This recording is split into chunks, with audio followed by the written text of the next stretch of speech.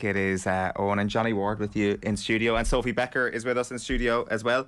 Johnny was just trying to pry some information out of you there about how the student bar in DCU currently is.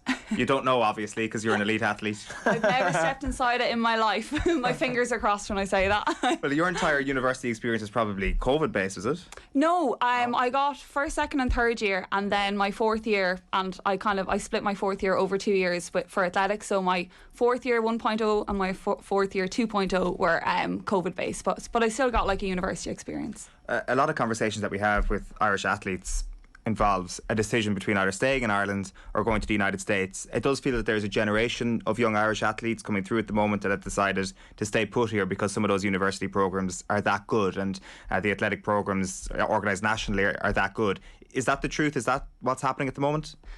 Yeah, like I think obviously some people, they have it in their head from a young age they want to go abroad, and there's no change in that. But I think like I suppose I wasn't good enough at the time, so I didn't really have a choice. I decided to stay in Ireland, but I think like DCU, where I went to college, UL, like there's a lot of sporting universities that are really focusing on athletics in particular. Like we had, I think the varsities were on there a few weeks ago, and like you can see the universities are investing into them. There's good programs, there's scholarships, academic help,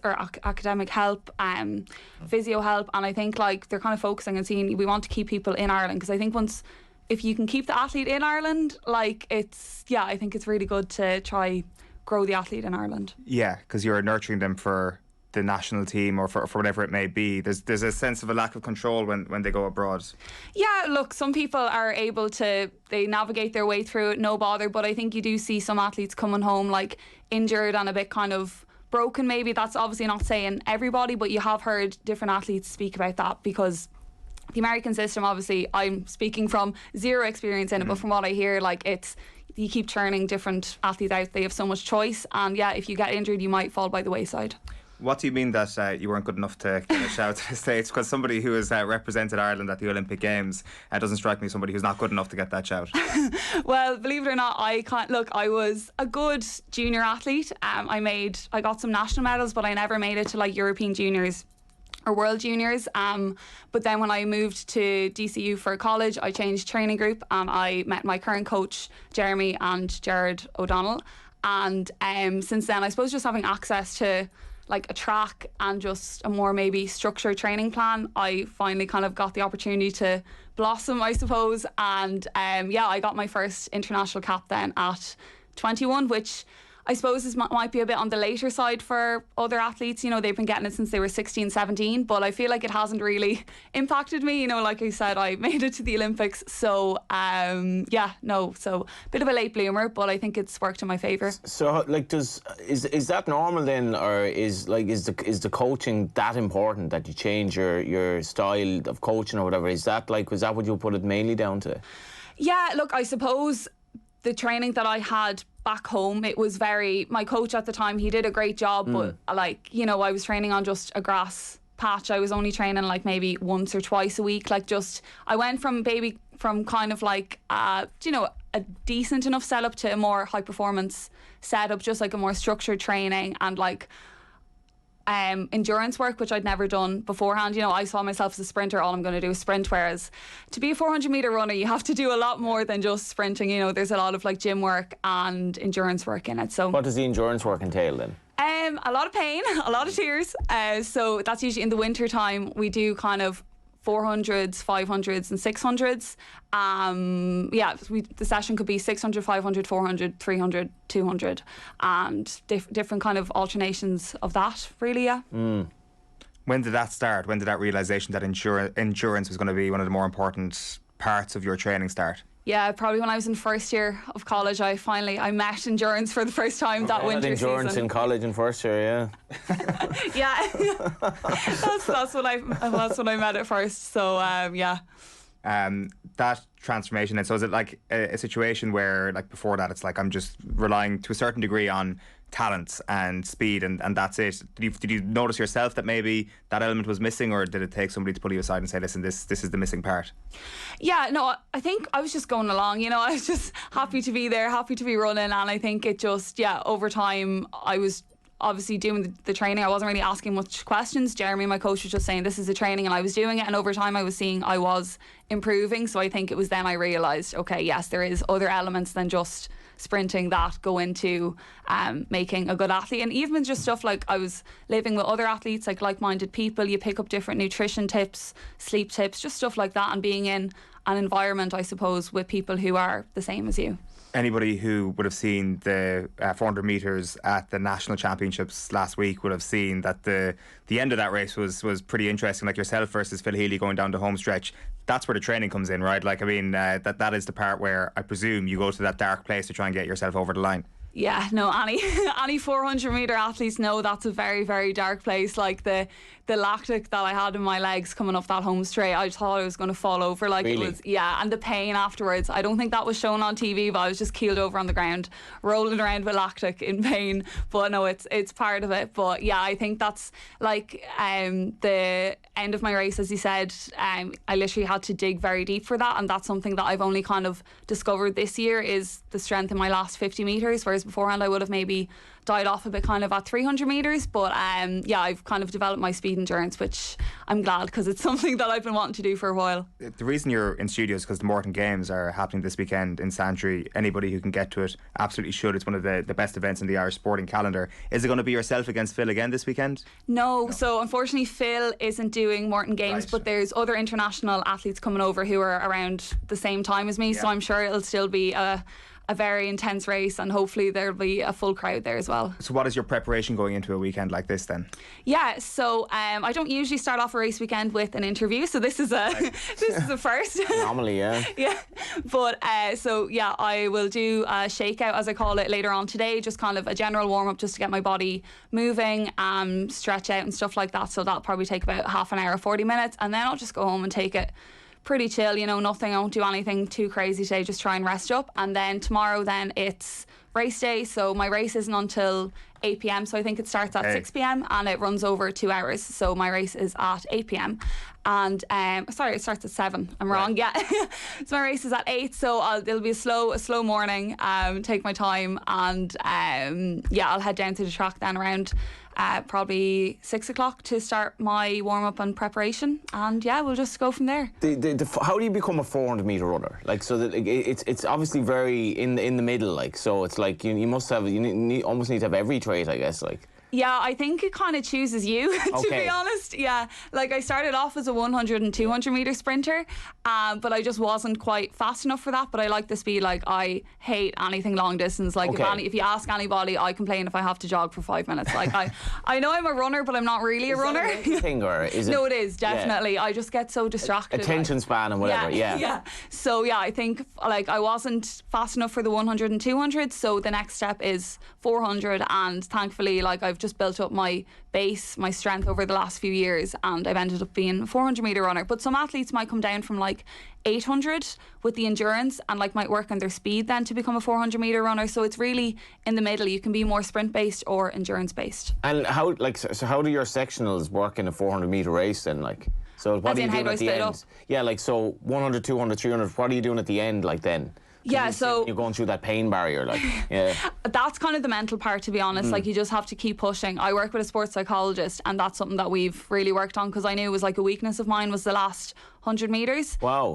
Yeah. So like the first 100, you're you only really feel the pain, I do anyway, at 300, and that's when you really kind of, I think it's mind over matter at that stage. What are you thinking of in those moments? What keeps you going? Well, at the weekend I was just thinking, don't fall over. That was literally what was going through my head. But look, that was my second national title, but it was my first time ever running against Phil, like at that level like that. So I suppose I really wanted the gold, that's what kind of kept me going. I wanted a national title to my name. It's pretty good motivation. I think when you see like the Tour de France starts today as well, that's so true of like a lot of races are won just by sheer, like, it's mental. It's just like there's so much, like, I don't know if you follow cycling, but they go through torture, like, as you can imagine. You know, so it's like that. The sports chat stuff is interesting to me that you thought that would help, like, and be beneficial to have somebody talk to you and help you in that regard. Yeah, like I started working with Jessie, my sports psychologist, about 2 years ago. I just was really kind of struggling with confidence. Jessie Barr, exactly. Yeah, I was struggling with confidence and just like a bit of self-belief coming up to races, and like that would nearly like take over me, and I wouldn't race well. And yeah, started working with her about 2 years ago, and I really think this year it's really all just come into motion. Like I just finally have like a bit of, I think it's self-belief that's kind of getting me over the line, and just like the confidence that I can get there. Like say I broke the 52-second barrier there a few weeks ago, and that was something that I never thought I could do, but this year I was just like, you know what, I can actually do that. And yeah, so I think sports psychology is like, you can be a really talented athlete, but if your mind's not in it, I think you're at a loss. So you were 56.2 seconds in 2016, and is 52 like a holy grail type thing? Yeah, anything kind of 53, 52, 51, any kind of number, any 50 like that. So yeah, but there's only been a handful of Irish athletes who have gone sub 52, so I can now call myself one of them as well. It's really interesting that you said that you thought you couldn't do it. At what point do you realise you can do it? Is it when it actually happens? I think so, yeah. When I crossed the line and saw Sophie Becker 51.83, I was like, oh my God, I've finally done it. And then once you do it once, I think you're kind of like, well, I've done it once, like surely I can do it again. So I think so. Right, very interesting. Like, I mean, because that kind of leads to the next question of what else do you think you can't achieve? Because, I mean, you probably can achieve it then. Yeah, reverse psychology, is that what we'll call it? Yeah, like, look, the goal over the next few years, obviously Paris is in 2024, and I want to be on that team. I was in Tokyo last year with the mixed relay, so I really hope, I'd love to be in Paris on the relay again, but also individually, and advance through the rounds. Like once you're there, anything can happen. That time would have got you to a semi-final in 400 metres last year, I think. Possibly. I actually don't know that. Yeah, possibly. So yeah, look, that's promising. It's another 2 years away, so hopefully I can chip away at it a bit. That mixed relay last year, I'm not sure if you saw it, Johnny, was the highlight of the athletics section of it. Like whoever came up with that idea, it's just an absolute genius. It was so fun to watch. Like you're doing it again in Oregon, obviously this year for the World Championships. You've been selected on that team. Like, I mean, I'm not sure, is it something that you can actually practice as a whole? Is it something that you're focused on yourself a little bit more? The mixed relay kind of is something of an afterthought, or how do you approach that now, having seen the success that you got in Tokyo? Yeah, I think it's definitely not an afterthought, because the success, like you said, it brought so much success in Tokyo, and it shows like if you do focus on a relay, you can get. We were the first Irish relay team ever at an Olympics, never mind an Olympic final. So I think if you focus on it, you can definitely succeed. And it's the same again this year. It's cool though with the relay, because the panel is constantly changing. People are running faster. Someone mightn't be running as well this year, so it's constantly changing. Like the relay team that ran in Tokyo, it's different this year than the one that's going to be in Oregon. So it's nice, you're running with different people. But I think the main thing is you do individually want to be running well, because that will mean that you get on the relay team then. So I suppose, you are looking at how you're running individually, because it's going to benefit the relay then. Just in terms of young athletes, like, is the scholarship model effectively the way to go, in that it gives you that kind of opportunity to, I mean, we've had chats here about how difficult it is for athletes to actually just sustain themselves financially and so on, and as particularly if you're young, I presume like some kids out there, they're going to gravitate towards different sports, but like he or she might realise, I'm actually a 400 metre runner here. So how do we marry that up going forward in Ireland, do you think? Yeah, it's a tough one. Because athletics, I suppose, athletics is a much smaller sport in Ireland compared to football or rugby or anything like that. Like you could have some amazing 400 metre runners playing GAA or something, and they just don't know it. Like I think schools have a lot to, like, if maybe athletics is encouraged more in schools. Yeah, how young do you get that? Because like, I mean, David Clifford, I presume, could have been an amazing soccer player or whatever, but like, even with cyclists or loads of different sports that, like, I think it must be key just to get people at a very young age trying everything and seeing, because like, say like, how does the average girl end up running 400 metres? Like, That's what I'm kind of wondering. Yeah, like I suppose just even using myself as an example, I was thrown into everything when I was growing up. I had no skill though when it came to like football or hurling or anything like that. So I suppose this process of elimination, I was fast, so I ended up doing Really, running. yeah. Oh God, shocking! Like I can't kick the ball to save my life. Isn't it mad? Like you're an incredibly high performing athlete, but sport just wasn't for you. Field sport. That's mad. Like so like there could be, but that's the thing. Like there could be other athletes or other, say, girls even, for example, who are like, I hate sport. I'm so bad at sport, but they haven't tried athletics or swimming. Like I think a lot of the time in schools, maybe it's kind of sold that it's just GAA kind of that or GAA and like ball sports that are the only way forward. Whereas like there's so much more out there. So look, I don't know how, like teachers are under so much pressure as it is. They're doing so much, but like maybe guest speakers kind of, I think, coming in to talk and inspire people. Like I'm just looking like yourself. Yeah, like I'd happily go in I and am do up that, for grabs. Yeah. Sneaky plug there, yeah. But like, yeah, I think when I was in first year, like if I had an athlete, whatever, like swimmer, whatever, coming in, like I was, you know, at that age, you're so easily influenced, and you want to be influenced in the right way. So I think definitely guest speakers is a way to go about it.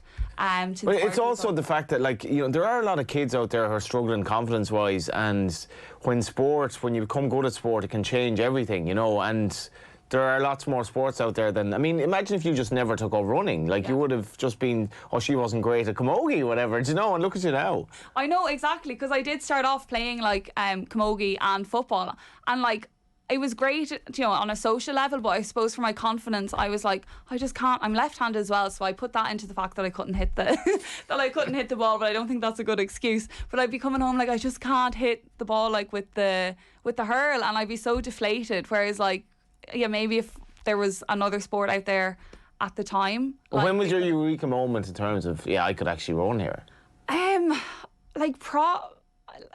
I didn't grow up being like, I want to go to the Olympics. Like, I was always just doing running. I was like, oh, this is fun. Like, I might medal here. I might run a PB here. But I suppose, like, my eureka moment was probably when I was going to the Olympics, maybe. I'd say, yeah, maybe 2 years ago. I don't know. Really? Yeah. So you're like 22 at that stage? Yeah, That's 22, mad. yeah. Like I was going to say, like I said, I went to my first championships at 21, but I was just kind of there going through the motions. I wasn't really like, oh, I can do this, I deserve to be here. Again, I suppose a confidence thing, you know, working with Jessie kind of helped build that up as well. So yeah, it's only kind of been a recent enough revelation. And it was just pure luck that you happened to live close to an athletics club at home. Like, is there an alternate universe here where you're living somewhere else and it was just a GAA stronghold and they had nothing else? So there was a small athletics club near where I live, and I think I was just begging my parents, could I go and give it a go? Like, because, you know, it's school sports days. I'd like won them and stuff, and I thought it was great running or winning them. So I suppose, yeah, I was like, I'm fast. Let me join that. Like, I think there is athletics clubs scattered everywhere. They're obviously just not as popular as you know, your Gaelic clubs, your soccer clubs. It's mad how niche it is as well, that like you would struggle over 1,000, you'd find that like just too long. Like 400 metres is, as you say, 52 seconds. And like there's something for everyone there, really, isn't there? Yeah. Like, oh, absolutely. Like, it's just, even when you said 1,000 metres, like you remember in lockdown when we had those 5Ks that people were being tagged in, the fear. I was terrified that I was going to be tagged in a 5K, because I'd be walking it, and then you had to post your time. They'd be like, Sophie Becker's after taking 2 hours to do a 5K, like, what's this about? So like, yeah, no, there really is something for everyone, which is great, because like I think in most of their sports, you know, there's like one kind of body type or like one thing that's like suited to it, whereas in running, like, you can have literally every build, every size, every well, it's mad. Annalise Murphy's gone mad in cycling now, like, and she's taken to it like a proverbial duck to water, and so she would do a lot of the routes that like a lot of my mates would do, and you'd be like looking on in envy at how she's just taken to it like that from sailing. Like, but I find that fascinating that there are so many things out there for people. That's like, I've always made this point about horse racing as well. If you put 50 kids on a horse for a week, I'd say half of them will just fall in love with it, but they just don't do it. And there's so many things. I think as parents are so important that you need to encourage your child to try things, and you'd never know where it'll bring you, like, because the average person is not going to become like an athlete. Do you know what I mean? Yeah, no, and like, even look, you might, as a child, you might do athletics and you might be like, look, that's not for me, but I think the skills that you pick up in athletics, like even just like coordination, yeah, stuff like that. Like I think nearly every child should just be thrown into athletics, and if they never do it again, that's grand. But I think just the basis for every other sport. We had Tom Barr in a few years ago, and we got him to analyse Simon Zebo's running technique. And I think Simon Zebo's was like absolutely the best of the Munster players, and even then it was kind of imperfect. Like it's incredible to think like the extra yard of pace that you could teach to even GAA players in rugby. And I hate to bring it back to ball sports again here, but like it just benefits everybody if there was like say Clifford's goal like last weekend, like that's just, you can't deal with that pace, like, and it's like if you could get another 1% hone that with the actual mechanics that I'm sure you've been taught from a young age, then it just benefits everybody in all different ways. Yeah, no, exactly. And I think some, like say rugby and GAA coaches are kind of zoning in on that now. Like I know my coach Ger, he's working with a rugby team. He's been recruited to work with a rugby team just to do simple like sprint drills, mechanics and stuff like that. And like they've already seen an improvement. That's mad. Yeah. Like, so would your coaching be different to Phil Healy's now? Like, would there be little nuances there? Yeah, like I think my coach and Phil's coach are very good friends, so like they it's kind of the same basic plan, but there'd be little things, you know, she'd be stronger in one area, I'd be stronger in a different area, so we'd like focus on different things. Our plans would be quite similar, but then there could be another 400 metre runner whose training plan would be completely different. Like there's no like set way of doing it. And even saying that, like my training has changed so much over the years. Like my coach discovers, oh, this actually works really well for Sophie, this doesn't work. Like it's kind of trial and error a lot. Learn on the job. Yeah, exactly. Yeah. Really interesting. So next couple of days, Morton Games. One thing I wanted to circle back to is that, what is it, 7 o'clock, 8 o'clock you're running tomorrow night. Yeah. How do you deal with that? Because I remember the final of the mixed relay in Tokyo. That was like almost in the middle of the night, Tokyo time, because it was at 2 o'clock in the afternoon here. You didn't have to get up in the middle of the night here to watch it, basically. How do you deal with that long lay into a big race? Yeah, like kind of, I suppose this season, a lot of my races, I raced at 10:30 a few weeks ago. That was crazy. I think I'm not too bad in it because I train in the evenings most of the time. Like my training sessions will be 7-8 p.m, so my body's kind of already kind of zoned into that. A lot of napping. I'll probably nap for a good bit tomorrow as well, and just take the day slowly. It actually passes by quite quickly, but yeah, I suppose I kind of have developed a bit of a not a strategy, I suppose, just a way that I kind of deal with my race day at this stage. And do you become a 400 metre runner then, or do you have scope to say, you know, I could evolve into something different, or is that, no, this is what I am now? I think this is what I am now. There's no, you found a niche, like you won't see me going over hurdles or being a 400 metre hurdler or anything like that. Like why not? My coordination, like I said, is it's horrific. The camogie. Yeah. We'll just stick to the 400 metres. Like I delve into 60 metres, 100 metres, 200 metres every now and again, because as I said, I did start off as a short sprinter, so I do want to keep that speed tapped into that speed. I haven't unfortunately gotten a chance to do that this year. I do like dropping down to the shorter events, but hopefully over the next few weeks even I might get to do a 100 or a 200, something like that. Okay, brilliant. Well, just a reminder then, tomorrow, Saturday the 2nd of July at Morton Stadium, we have the Morton Games, Santry, 7 o'clock. Tickets are only a tenner, by the way, and they're available at the gate with under 16s free. It's absolutely worth going along to, especially if you haven't been before. So Sophie's going to be there, Sarah Lavin's going to be there, Louise Shanahan, Andrew Coscoran, Mark English, and they're all going to compete, as Sophie said, against athletes from all over the world as well. So, Sophie, great chatting to you. It's that, and then Oregon, I presume, is going to be your big lay-in over the next few weeks? Yep, that's the way it goes. And then hopefully the European Championships in August then. Fantastic. Great chatting to you. Thanks, William, for popping in. Thanks so much.